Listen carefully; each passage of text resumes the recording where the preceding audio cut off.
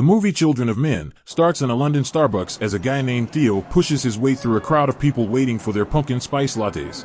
On TV, the news blasts its usual murder porn, but this time the victim is said to be the youngest person in the world, an 18-year-old baby named Diego.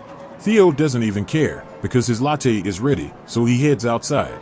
The city is basically present-day London, but not quite as depressing. Then Starbucks explodes and Theo drops his latte, mad that he wasted almost £5. At Theo's office, everyone is watching the 18-year-old baby murder porn and crying. Theo thinks, well, this sucks, and tells his boss he's going home. While riding the train, the news shows even more murder porn, but Theo just wonders how people can watch that crap all day. At his stop, Theo casually walks by people in cages, and then has a good laugh with his friend Jasper like it's no big deal. They drive by some kind of extremely unsanitary barbecue, and Jasper tells Theo he's glad he wasn't killed by the exploding Starbucks. At his house, Jasper has the following: a conveniently organized montage explaining that people can no longer get pregnant, a conveniently placed photo of Theo with his wife and baby that are no longer around, and a severely injured wife that can no longer move or speak. Jasper and Theo hang out, smoke some green, talk about the depressing state of the world, tell jokes, theorize why people can't have any more babies, and conclude things with a good old-fashioned dance party.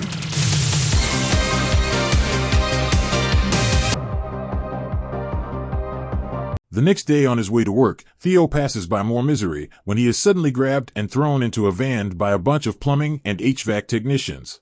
Theo is told that he's been kidnapped by the Fishes, a terrorist organization at war with the government. His ex-wife Julian runs the group and apologizes to Theo for kidnapping him.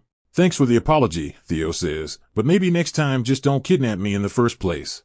Julian tries to talk politics, but Theo says no thanks. People that are obsessed with politics are crazy and insufferable, and that's why I divorced you in the first place. Outside, Julian tells Theo she'll give him money if he gets her the necessary paperwork so a friend of hers can leave the country. Theo says no thanks, I deal with paperwork all day at my job and don't want to do that during my me time. On the way home, the Fishes say to let them know if Theo changes his mind, and they sweeten the deal by throwing in a gift card to Red Lobster. Theo changes his mind pretty much immediately and acquires the government paperwork to get their friend across the border. However, due to a clerical error, he will have to go along as well, but that's bureaucracy for you. And then Theo gets drunk and goes gambling, because why not? Theo gives his ex-wife the paperwork and they have a deep conversation that is too heavy for this recap, and then she thanks him with a full-on mouth kiss and Theo's like, why do ex-wife kiss? They introduce Theo to the girl he's taking across the border, Key, but she's too busy listening to podcasts to care. With a big religious component, which is... On the way to the first checkpoint, Theo and Julian make jokes about having sex with each other, and everyone gets uncomfortable. They play some mouth ping pong, which is exactly what it sounds like, before the car is attacked by a bunch of angry forest people. Julian is killed, but they escape, but are stopped by police, but the Fishes guy shoots them, and Theo says, hey, that was a little overboard. Theo has a good ugly cry in the forest, and everybody is very sad. They get to a safe house, and Theo drinks some more, because why not, and then meets Key in a barn. Key asks if he can help get her to a boat, and Theo says no thanks, I'd rather go home as I am pretty traumatized and this barn smells awful. Key says, you are the only one Julian trusted to help me. Theo's confused. What's wrong with her other friends? They're literal terrorists? Okay, yeah, that makes a lot of sense. So Key takes her clothes off and Theo is like, oh baby, that's a baby. The Fishes barge in, and Theo says how did this happen? Well, when two people love each other, not what I mean. Meanwhile, the news doesn't waste a second exploiting Julian's death for advertising revenue, and says police will be after her friends soon enough. Then some of the group says it's no longer safe to take Key to something called the Human Project, and others disagree. Theo says they should make a public baby announcement, but everyone says nah. Some dude says Key is a refugee and the government only likes refugees when they're in cages. So no, your ideas are stupid, and you should feel stupid. Key, this is your decision, they say, and she replies, let's leave it up to Theo. I say let's take you to a doctor. Not the answer I was looking for, Key says. Human Project, here we come. That night, Theo hears some tomfoolery and goes to check it out. He learns the Fishes killed Julian, will kill him next, and then take the baby. Then Theo remembers something. They're literal terrorists? Oh, right.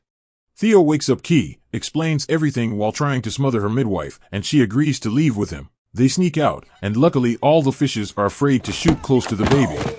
Ouch. Theo takes them to Jasper's house so he can have a nice foot bath and eat some noodles. The group wants to take the boat to the human project, but the only option is one that leaves from a refugee camp, which won't work, but then Jasper has an idea. While they wait for Jasper to run an errand, Theo asks Key who the father is. She jokes that there isn't one, but when Theo takes it seriously she says, "Just kidding, I can't keep track of all the dudes I've banged so I have no clue." Jasper returns with his idea. He says he knows a border guard that can arrest them and put them in the refugee camp that has the boat. This is of course a terrible idea, but Key has a bad case of pregnancy brain and is like, "Let's do it." Theo makes a drink, because why not, while Jasper explains how faith and chance are related, and how life is a battle between the two. For instance, despite our best efforts, bad things will always happen by chance, yet we are still able to determine the future by the actions we take based on our faith. But if we don't do that, the fate of the world will be left to chance alone, which would all but guarantee that things will only get worse. Then the fishes find them, the gang leaves, except Jasper, who dies, and it's all very sad. Eventually they meet up with Jasper's border patrol friend, who gets them into the refugee camp, and gives them the name of a woman who can take them to the boat. Then he puts them on a city bus full of people upset at having to take public transportation. On the way, Theo discovers they have no way to contact the human project to see if the boat will even be there. He starts to have a meltdown, but is rudely interrupted by Key having contractions, and also by some guy asking Theo to smell his fingers. They arrive at the refugee camp, and suddenly Key's water breaks, which isn't good for anyone, but especially for the midwife, who has slow reflexes, and also must cause a distraction, which ends up with, well, Jesus.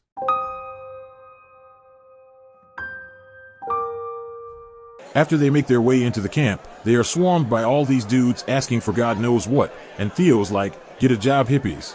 They find their contact, and she takes them to their accommodations. "Watch your step," she says, "it's a little rickety. Here's your keys, you may come and go as needed, but don't bother me when I'm watching my stories. There's no electricity, because well, you get what you pay for, but I do have these nice buckets you can use for pooping." "Okay, that's great," says Theo, "but it's been a long day and I still need to foam roll before bed." By this point, Key is just like, "Can you both shut up and get this baby out of me?" So Theo does and says, "See, that wasn't so bad," and Key's like, "Haha, go f*** yourself."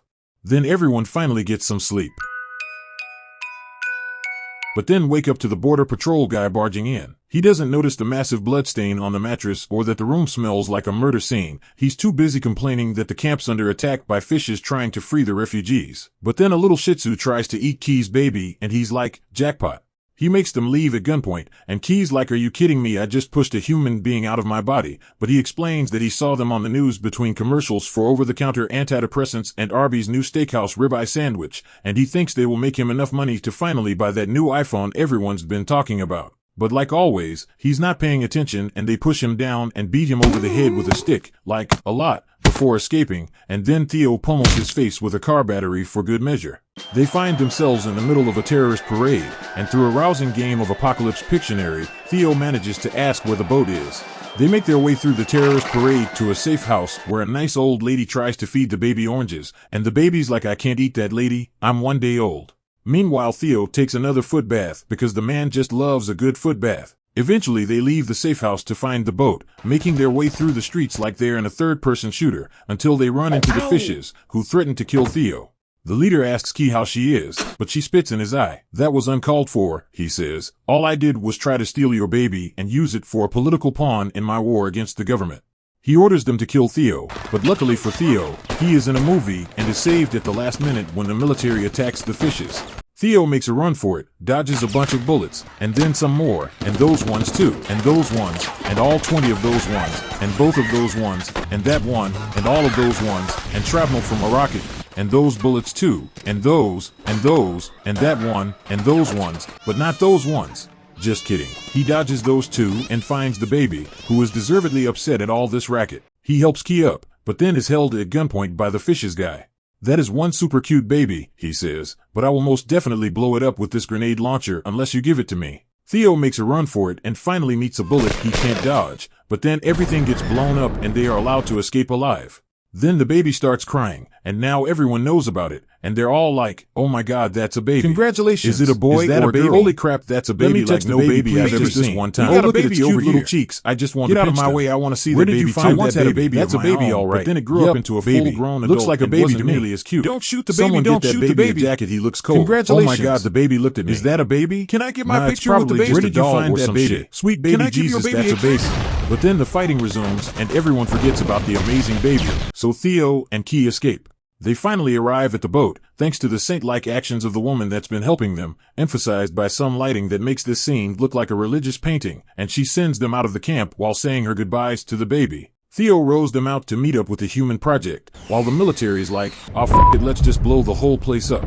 The baby starts crying, and Theo gives Key some lessons on a good old-fashioned baby pat, because he's a real man that knows how to do dad stuff. And then he dies.